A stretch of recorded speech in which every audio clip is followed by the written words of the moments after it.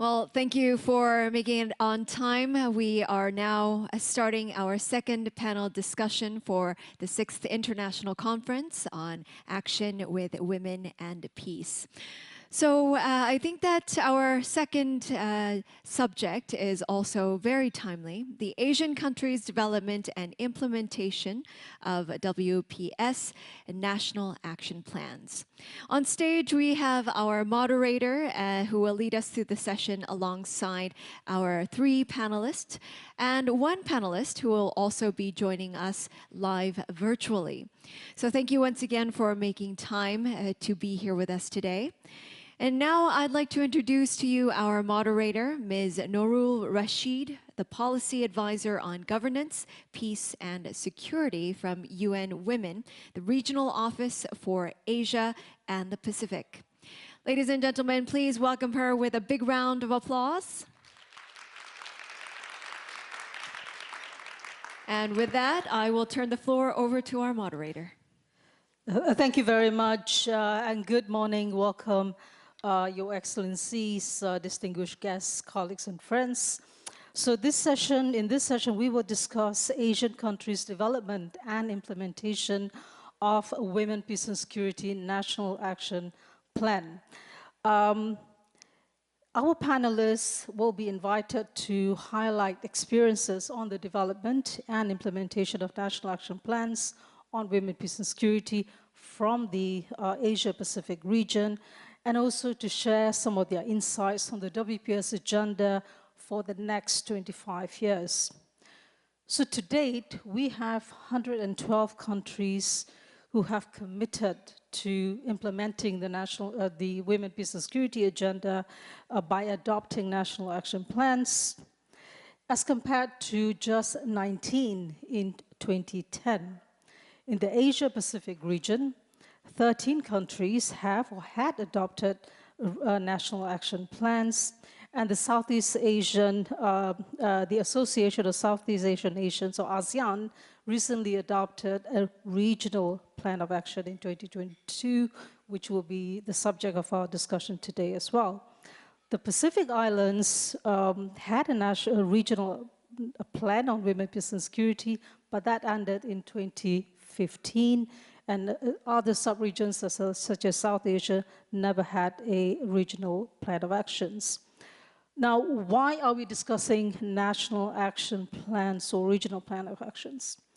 Regional plans of actions or national plans of actions, if developed and implemented in an inclusive manner, can be powerful statements of commitments. But also they reflect how member states prioritize issues and localize a very ambitious agenda into the local context.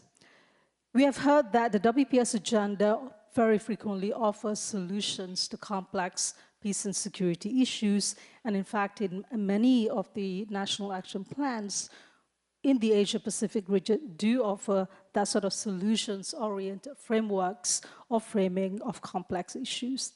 But at the heart of the WPS agenda, a national action plan is really about women's participation and inclusion and leadership in these complex issues, particularly in decision-making spaces where women are often left out or marginalized. So I'm very happy to be sitting here with a group of specialists and experts on women, peace and security. In the interest of time, I will very briefly introduce them.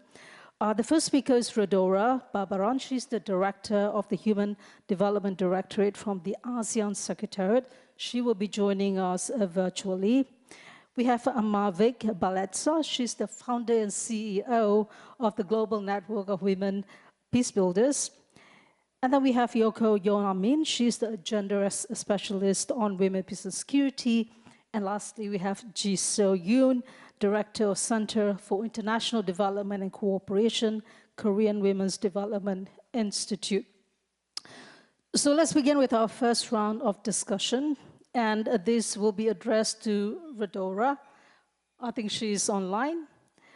So Rodora, how has the 2022 ASEAN Regional Action Plan incentivized commitments to implement the WPS agenda at national level. What opportunities for regional and sub-regional cooperation and knowledge sharing exist?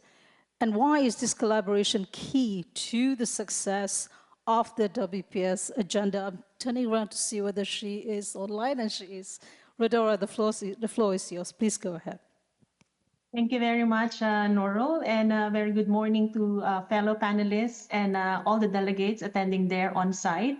So first, before I answer that question, Nurul, let me extend my congratulations to the Republic of Korea for organizing this sixth International Conference on Action with Women and Peace. Let me also commend Republic of Korea's strong commitment in promoting opportunities for cooperation and advancing the WPS agenda. And in ASEAN, the Republic of Korea actually supports through the project on empowering women for sustainable peace, preventing violence, and promoting social cohesion in the ASEAN project. Let me just begin by underscoring ASEAN's high-level political commitment on advancing the WPS in the region. ASEAN recognizes the significant role of women in peacekeeping and peace building, and as agents of transformative change in promoting a culture of peace at all levels of governance. I would say that ASEAN has come a long way in promoting the WPS agenda in the ASEAN region. We started with the adoption of the ASEAN leaders on the joint statement promoting WPS in ASEAN back in 2017. We had a study called ASEAN Regional Study on Peace done in 2021. And then in 2022, the leaders adopted the ASEAN Regional Plan of Action on WPS. So I would say it's only been 2 years since the adoption of the RPA on WPS. And this, sort of explains what level of influence the RPA has on the ASEAN member states. So let me just describe a bit further the ASEAN RPA on WPS. It covers 4 key pillars of the WPS agenda, which is in line with the UNSCR 1325. So this covers protection, participation, prevention, and relief and recovery. It also has a dedicated pillar on implementation and coordination mechanisms. Further, the ASEAN RPA and WPS serves as a broad framework that outlines commitments at the regional level and offers a range of actions for national implementation with support from regional and international actors, as well as ASEAN's partners. Let me highlight as well that it serves as a guiding framework that supports ASEAN member states in tailoring the global WPS agenda to their specific national context, and it is designed to provide policy space to ensure that the regional WPS agenda speaks to the national and subnational peace and security priorities and evidence-based realities. Let me share that in translating the regional commitments into implementation at the country level is key to realizing women's meaningful participation in peace and security decision-making processes.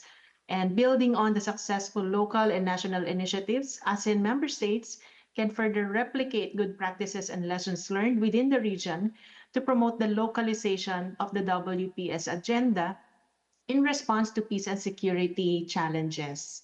I would like to emphasize that enhancing institutional capacity for WPS analysis and response at regional and country level, including scaling up efforts so that localized efforts inform regional approaches, this will be critical to the implementation of the RPA on WPS. As part of the implementation of this RPA on WPS, I'm very pleased to update that ASEAN has finalized and launched the localization toolkit and guidelines of the ASEAN RPA on WPS. It aims to deliver clear guidance for WPS implementation across the region and to allow sufficient space to ensure WPS implementation at national and subnational level.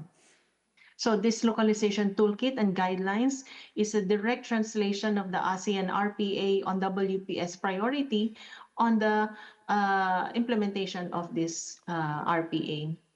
Let me update that among the ASEAN member states, Indonesia, the Philippines, and Vietnam have developed national action plans On the other hand, Cambodia and Malaysia are currently developing their respective national action plans. And Timor-Leste, while not yet a full member of ASEAN, launched its second national action plan in February this year. So given these developments, I believe that the Regional Plan of Action on WPS has in some way inspired and informed the development of the national action plans of the ASEAN member states. Let me just also highlight that ASEAN frameworks and ASEAN-led mechanisms are in place to strengthen and push forward the advancement of WPS agenda in the region.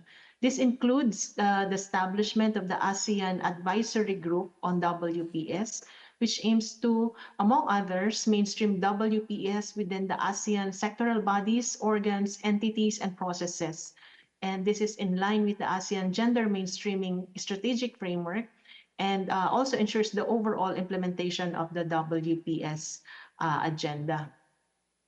We are also at the moment developing and considering the establishment of a WPS community of practice. This will further enable multi-stakeholder partnerships among governments, the security sector, academic experts, and CSOs for policy success. So let me just stop there and hand over to you, Nurul. Thank you very much, Rodora. I think you've raised a really key points here, particularly on the long pathway from a 2017 statement right up to a regional plan of action, but also right now you are seeing more mechanisms for ASEAN member states to come together and specifically also to work with civil society organizations on the implementation of WPS agenda. So thank you very much for those insights. So I'm turning now to Mavic. How can experiences and approaches from Asia in advancing the WPS agenda contribute to its global evolution? Are there non-traditional WPS issues that member states should prioritize in their national action plans? Thank you for that question, Rul. First, Joon Chimeo, and Gamsahamnida to the Republic of Korea for hosting this very important discussion. Before I go into responding to your question, Nurul, just a brief introduction of who we are as an organization. The Global Network of Women Peace Builders is a coalition of women's rights organizations and civil society groups from 40 countries. And we have about 120 member organizations, all working for the effective implementation of the Women, Peace and Security agenda, and in the recent years, in synergy with the Youth, Peace and Security agenda. And we've been privileged enough to work with governments, civil society, international partners such as UN Women, UNFPA, in providing technical support to national action planning in different countries. And some of those countries in Asia include, for example, Bangladesh, Nepal, the Philippines, Afghanistan prior to the Taliban takeover. It's a condition, for lack of a better term, that when we work with member states or governments, we say that we only work with them if civil society are meaningfully included, and especially women's rights organizations, and very, very especially those who are based in remote rural communities that are directly affected by violent conflicts and crisis. And that work entails, as I said, the development of a national action plan using what we refer to as full cycle implementation. So what does it mean? It means the whole process up to the point that you get to develop in a participatory manner the national action plan. Because let's face it, even though we already have 110 countries or national action plans, we still have many member states that do not have appetite to develop more and more so implement effectively those national action plans. And sometimes I get to say from napping, which is the short term for national action planning, some of them go to sleeping. And we don't want for that to happen. So some of our contributions, and well, primarily is informed by how women's rights organizations look at the Women, Peace, and Security agenda. We look at it as an organizing and mobilizing instrument in the same way that we do the Beijing Platform for Action. And we use this at all levels. It runs across the different levels from local to national to regional and global. And some of the global evolution that we have influenced are, first are the two major approaches to drafting the National Action Plan. One is what I refer to as no draft approach. What does it mean?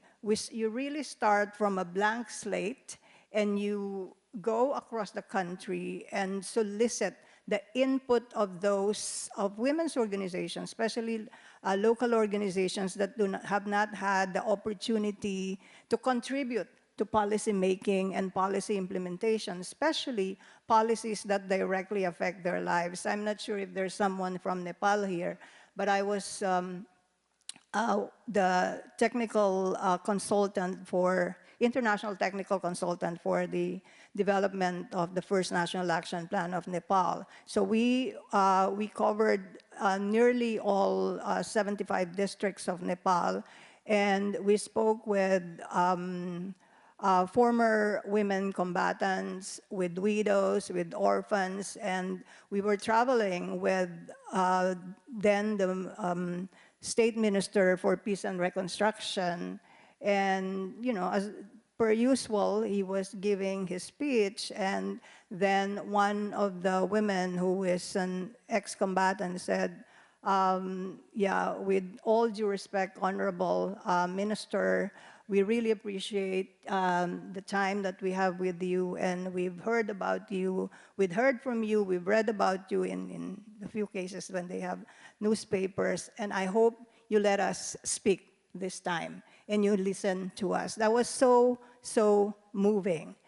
And so that's what I refer to as no draft approach. So we gathered, I think, over 1,000 input from such organizations. And from there, the technical working group drafted the National Action Plan and brought it back to them to validate prior to adoption. So that's the first approach. The second approach, which is very common, and I think many member states as well as civil society see this as practical, is you have technical consultants who draft the National Action Plan. And of course, a condition in hiring those consultants is they have connection with civil society and or they connect to civil society and local communities, and then validate the draft and for the for ministers, the leading ministers, usually Ministry of Gender,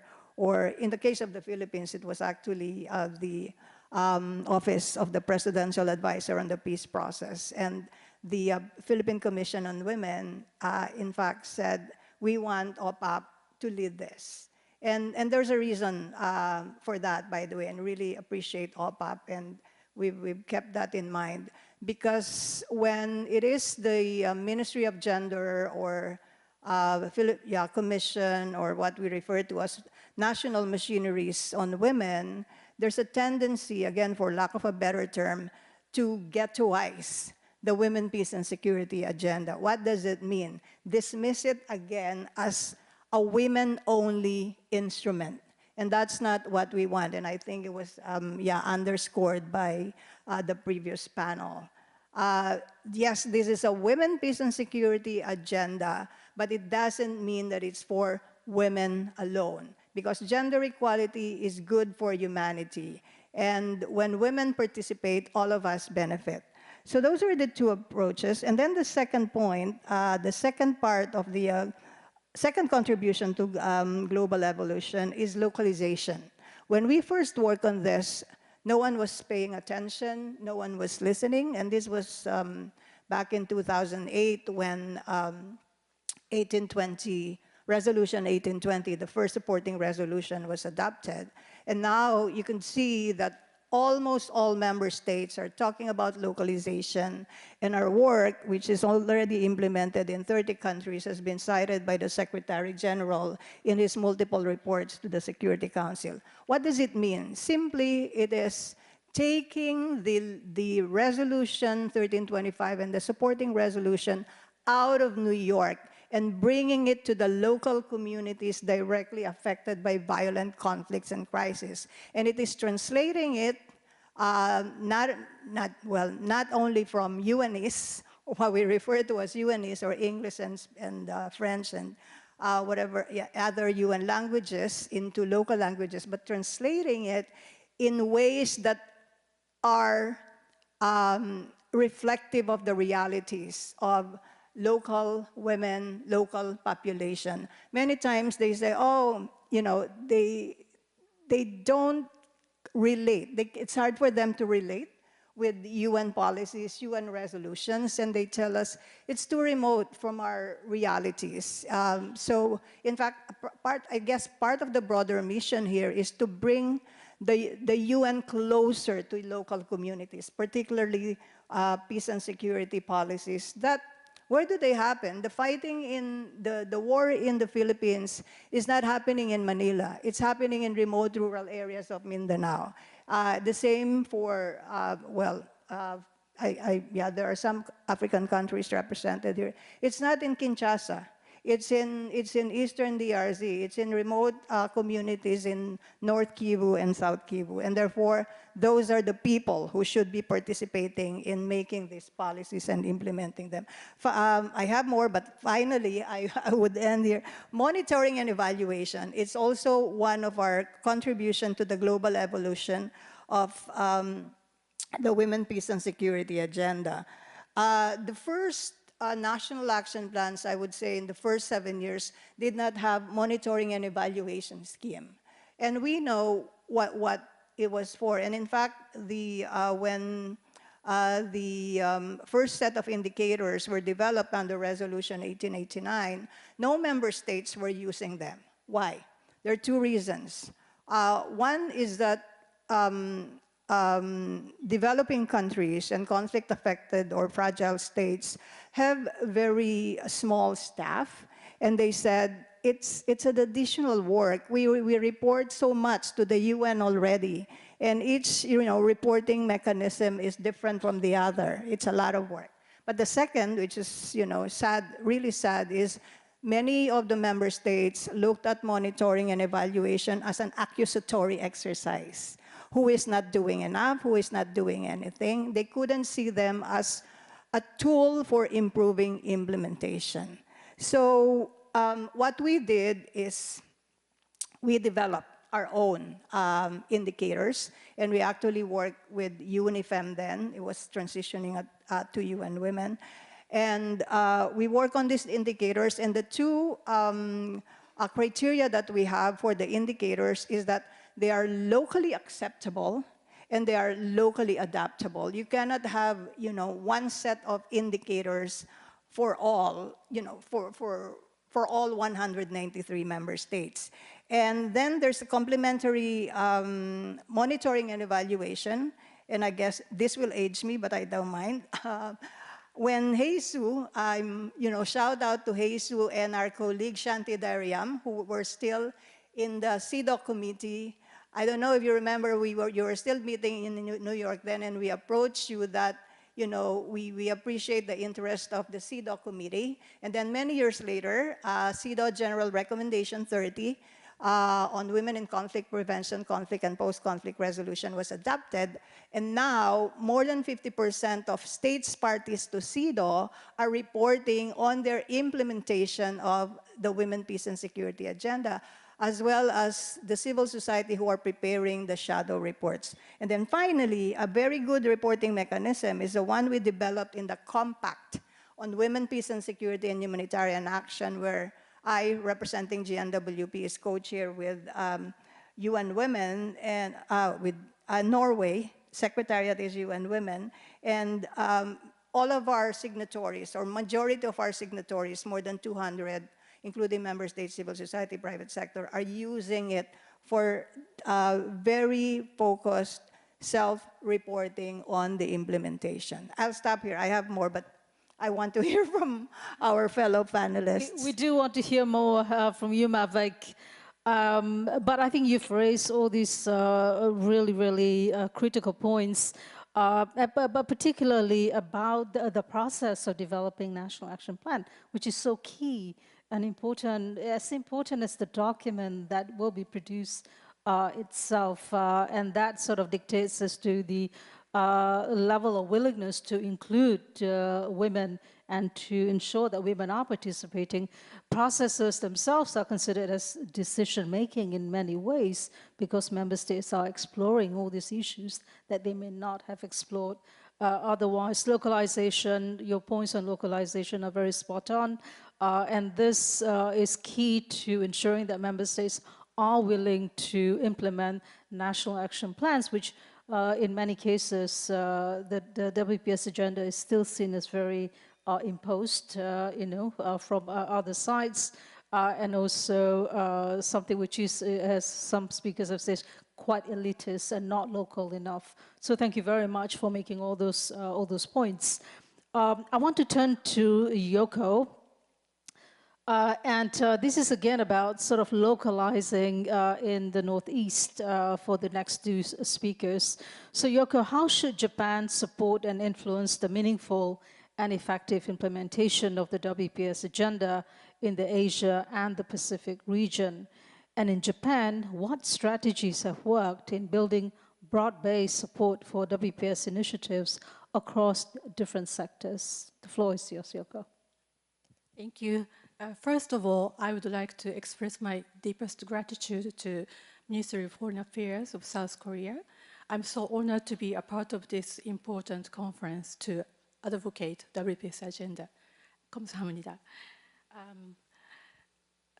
Actually, I was involved in the drafting process of Japan's National Action Plan on Women, Peace and Security. I would like to talk about Japan's experience of producing and implementing National Action Plan and some lessons learned in good practice and possible Japanese role to contribute Asia and the Pacific regions later. So first I would like to talk about National Action Plan on Japan. First National Action Plan on Women, Peace and Security was adopted in 2015. It's under late Prime Minister late Abe administration because Prime Minister Abe was so enthusiastic to promote gender equality in globally as well. So it was under that administration, Japan produced National Action Plan with civil society organizations. And drafting process, civil society organization is quite heavily involved in the process. And more than 85% of their proposed wording are adopted. And second National Action Plan was adopted 2018. It's a small revision from the first National Action Plan because it's only 3 years past. And just government started to implementing WPS agenda, so government didn't want to change many targets and actions dramatically. Then now Japan is implementing its third National Action Plan since last year. It's 6 years duration. And one of the, some of the Japanese feature of National Action Plan is establish, I think establish a pillar of monitoring and evaluation, and established an external evaluation committee. Government produce implementation report. It's called monitoring report annually, and then evaluation committee review Japan's implementation, and they also make some suggestions, recommendations as well. Under first National Action Plan, it's annually produced, but it's quite a heavy workload. So, and also it's difficult to see differences, only 1 year duration. So they decided, government, and decided to publish review report biannually under next National Action Plan. Then now, under third National Action Plan, it's 6 years duration, so they produce every 3 years now.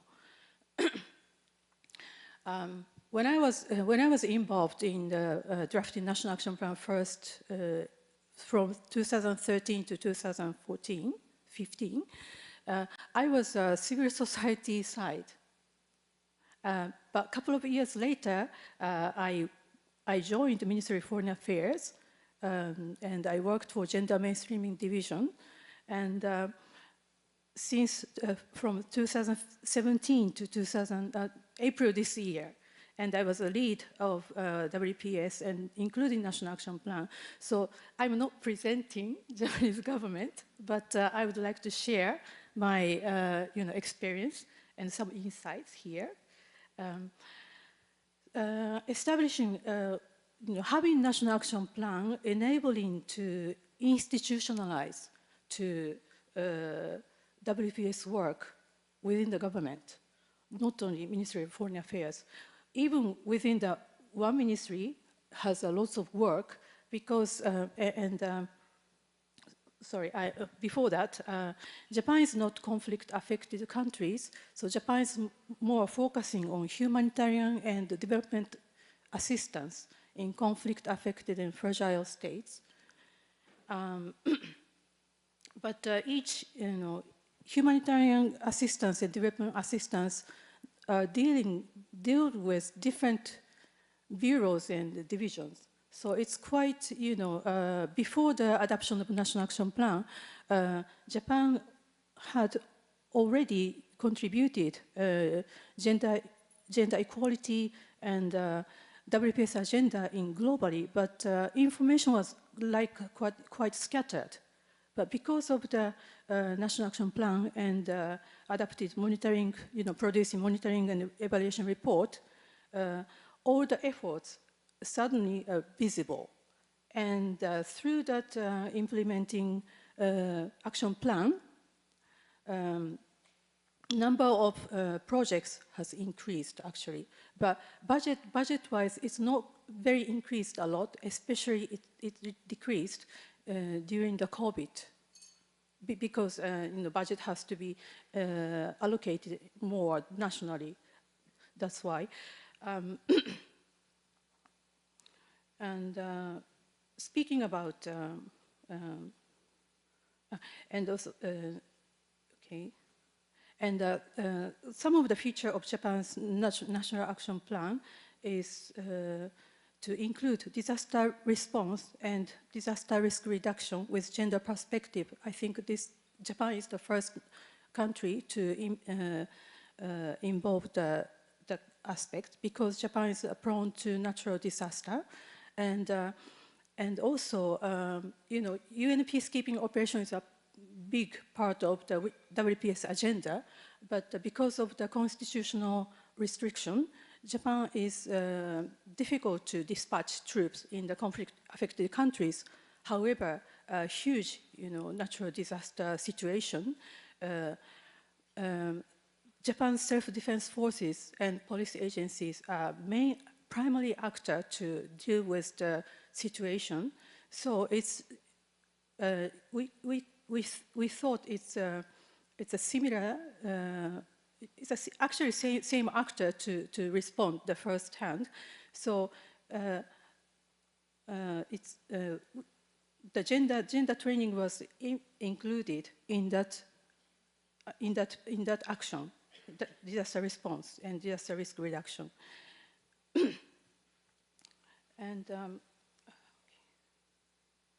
And speaking of contribution to Asia-Pacific regions, Japan hosted first Asia-Pacific Regional Symposium on Women, Peace and Security Agenda in Bangkok in 2016, so before adoption of regional action plan, and also do some other things. And especially with UN Women, Japan has strong partnership with UN Women.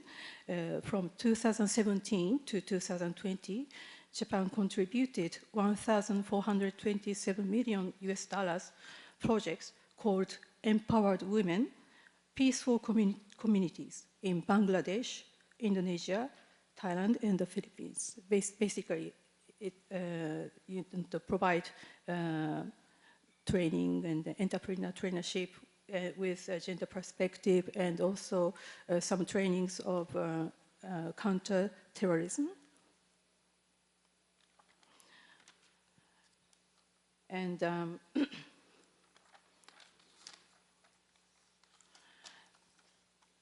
and as a speaking of diplomatic initiatives, as a member of Security Council, council member of 2023 to 2024, Japan has advocated WPS agenda in Security Council by holding regular press brief with like-minded countries, and also hold Security Council meeting on peace building with WPS perspective in 2023, which is last year. And also Japan hosted International Women's Conference, like this conference. It's called WOW in Tokyo 6 times, and one of the session is always about WPS. And next year, Japan is also hosting a National Focal Points Network with Norway in Tokyo. So, sorry, there are so many contributions from Japan, but I think what lessons learned is establishing national action plan, actually enabling your country institutionalize your WPS work, as a government, and also producing monitoring report is important. Of course, even with external review report as well, and finally, I witnessed importance of political leadership, especially last year, because former Minister Yoko Kamikawa was really enthusiastic to advance WPS agenda, and under her administration, WPS is really included many policy commitment and papers. And okay, so I think I should stop here. Thank you very much. Thank you very much, Yoko. Thank you very much. So Japan, as you have articulated so well, exemplifies how a national action plan enables institutionalization of the WPS agenda, both at the domestic level, but also at the sort of foreign policy and the global level. And you give, really salient examples as to how Japan has done this exactly, and some of the key features that enable Japan to provide support to international organizations and UN, but also other member states.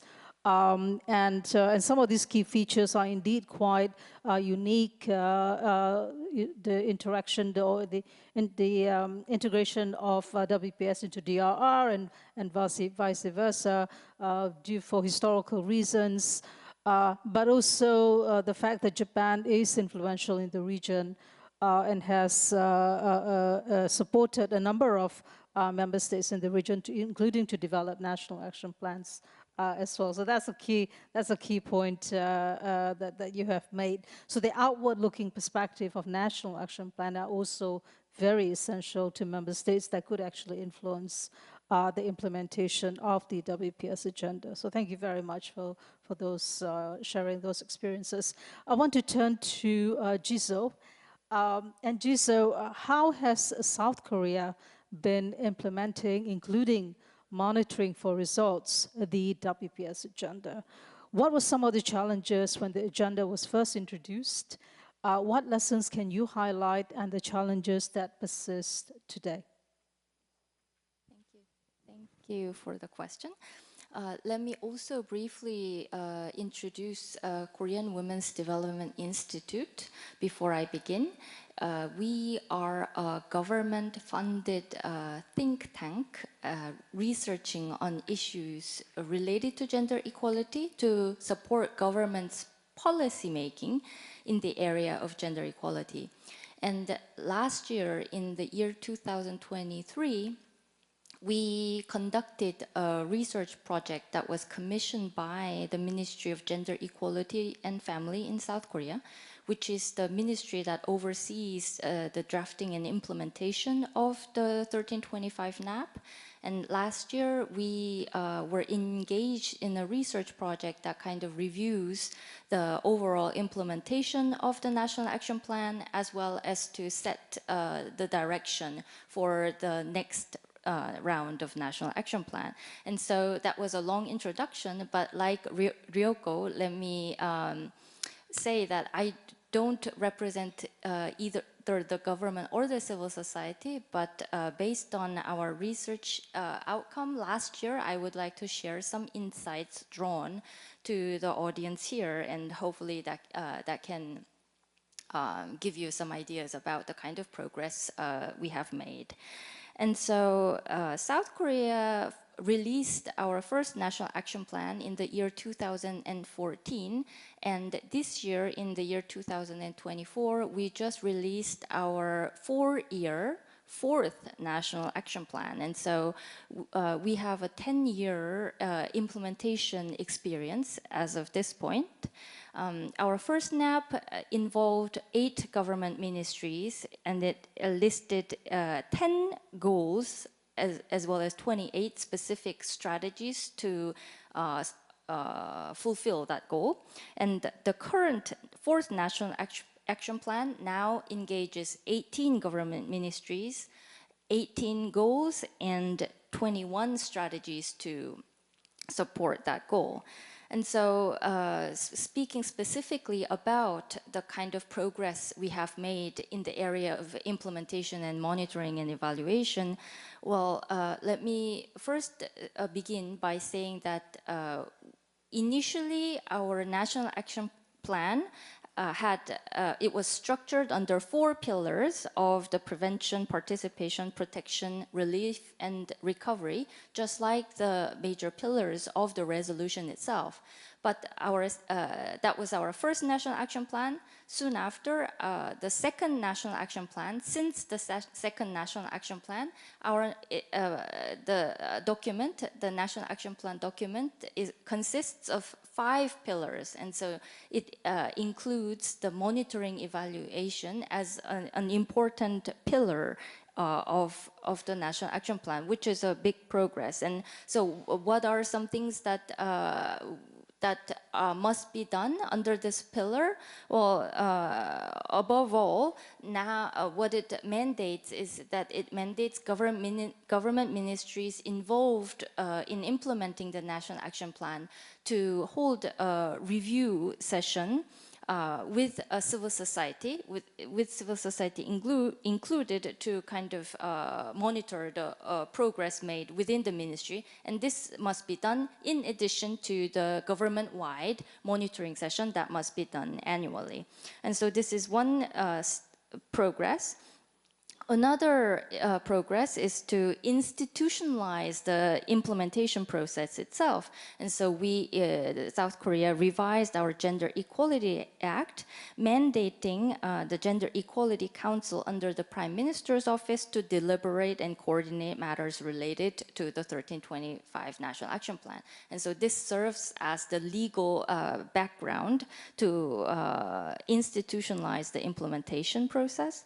And the final important achievement related to the implementation of our National Action Plan in the past 10 years is that our National Action Plan has expanded in scope. And so I can give you many examples, but to give major examples of major ones. So we have made an effort to localize the women, peace, and security agenda within the South Korean context.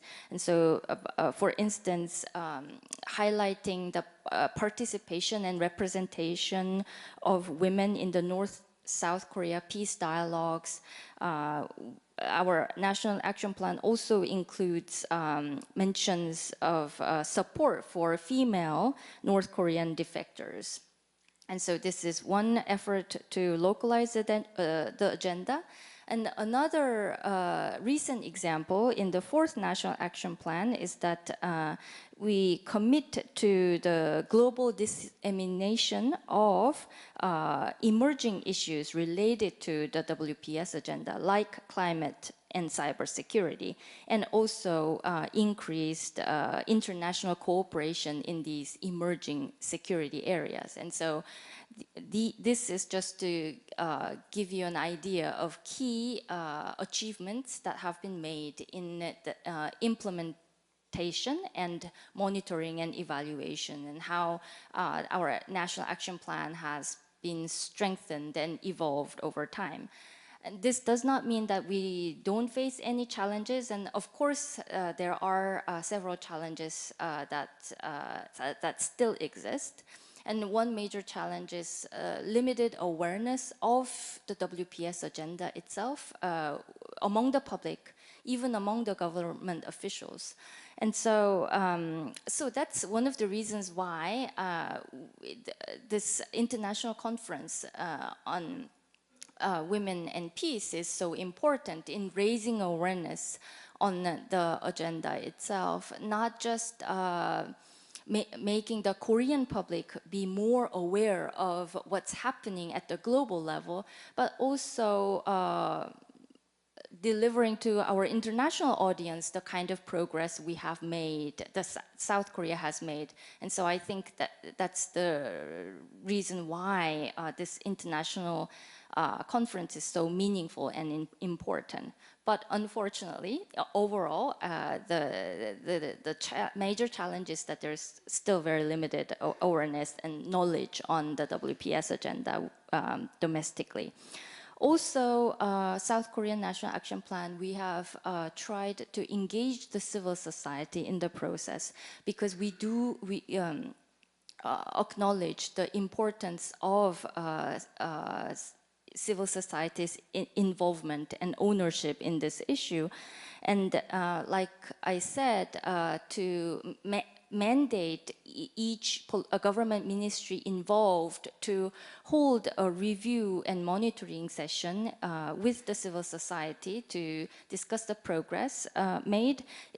To include this as within the National Action Plan is a big change and important change, but that doesn't mean that the civil society is really engaged in the drafting process. I know that in some countries, national action plans list the civil society as like the partner of implementation partner, that civil society have their own WPS agenda, and it's included in the National Action Plan, and civil society has the responsibility to deliver those goals. I mean, South Korea has National Action Plan has needs to advance in that regard, because the civil society's role is still quite limited in the overall process.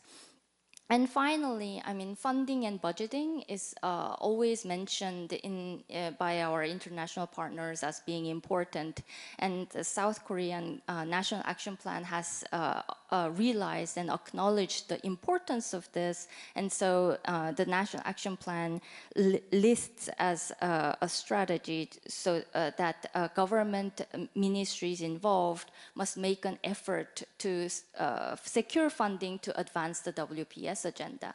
And it's not that the government and the government ministries are doing nothing to fulfill this goal, but it's just that, as you all know, government budgeting is a process on its own. Government has many important policy priorities to fulfill. And so it's always not easy for the government to find that extra resource to devote to the WPS agenda. And so I think those are some of the challenges that remain.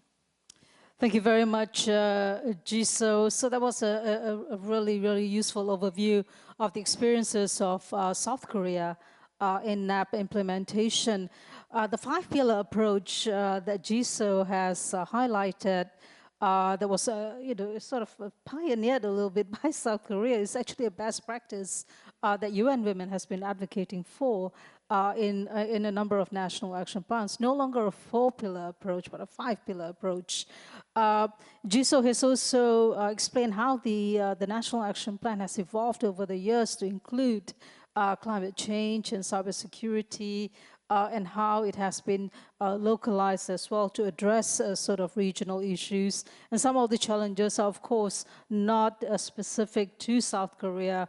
A number of member states are also experiencing challenges in relation to just the lack of knowledge at the national level among populations on the National Action Plan on WPS or the WPS agenda, but also civil society organizations, participation and role in the implementation, as well as, of course, funding challenges. I want to very quickly turn to my last question. I'm looking at the time, and we have to stop exactly at 1 o'clock because we have an important lunch. And so just in like 1 to 2 minutes, if you look at all these challenges that we have discussed today as well, could I invite all panelists to share with us your reflections on how we can optimize the transformational potential of the WPS agenda for the next 25 years, including in national and regional level policies and action plans. So Mavic, I want to start with you. Thank you, Narul. First, we need to work more on the synergy between women, peace and security and youth, peace and security. And I do recognize that these two agendas have their distinct focus. But it is also important to recognize that they are mutually reinforcing. And after all, the marginalization, the discrimination, the violence we experience, and on the other side, our empowerment and agency as women do not begin based on our age. So it's one continuum for all of these issues, all of these realities are part of one continuum in our work. The second is to see that localization is not only considered as a best practice anymore, but will become a standard practice for all women's organization and for everyone who's working on this agenda, I mean. And then working with the media, 25 years on, we still see that women are not primarily represented as decision makers and leaders, and which also bring me, it's a good segue to talk about cybersecurity, because sometimes the distinction between mainstream media and social media and new technologies is, has become blurred. And it is important for us as we move in, in the lead up to the 25th anniversary, recognize the double-edged sword of digital securities, the pros and cons, the technology facilitated violence, and then finally, we need to work more on climate action and economic empowerment as conflict prevention strategies. Climate action, as we know, is a conflict driver and threat multiplier, and it, not only aggravates existing conflict, but it could lead to new dimensions of conflict.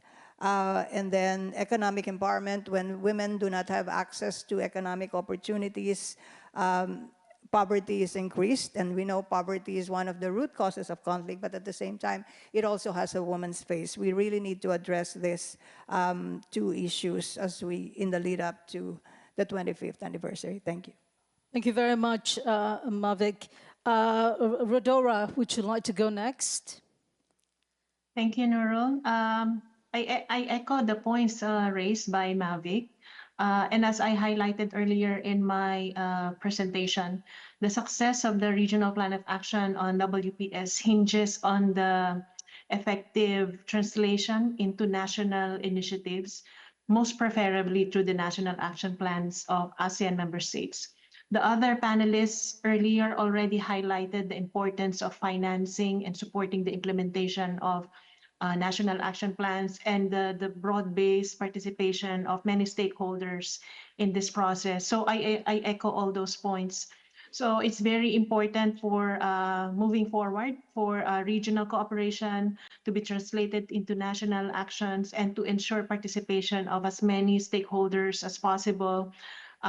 We have seen many challenges in ASEAN based on the studies that we have conducted and the many events that we have organized, hearing how the WPS have to speak to local realities and considering the great diversity in the ASEAN region, despite our many decades of relative peace and stability, we recognize that peace is very much contingent on many other conditions affecting the region, and these include non-traditional security issues such as climate change, disasters, and economic shocks as well. So all of this have to be taken into consideration.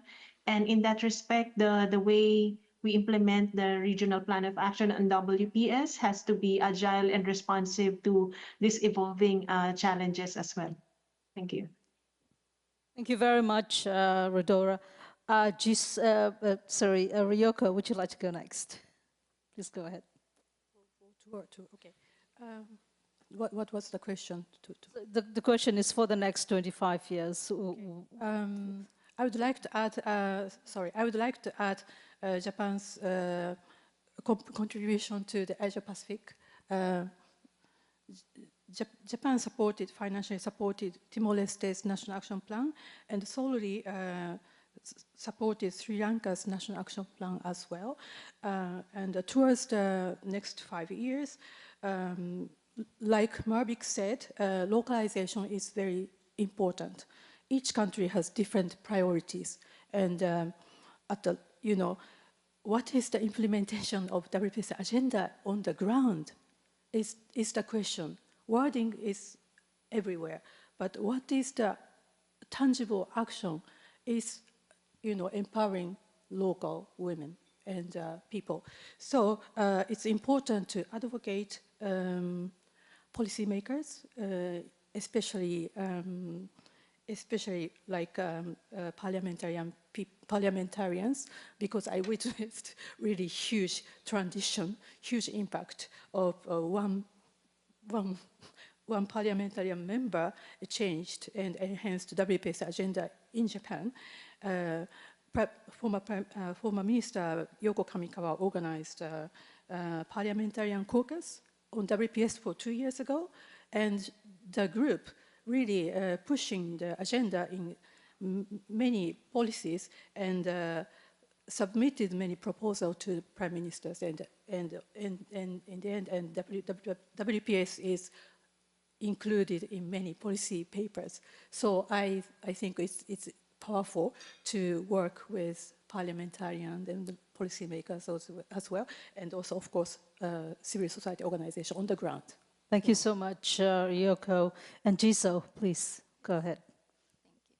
Well, I would like to highlight that it's really important to find relevance of the WPS agenda in our lives today. And I think that's really important to point to make in advancing the agenda in the next 25 years forward.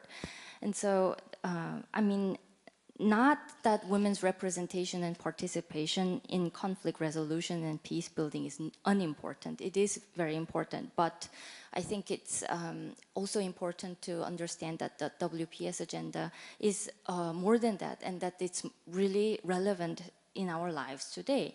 And so several people talked about climate security and cybersecurity, and I agree with those comments as well. And what's important to notice is that these threats have gendered implications.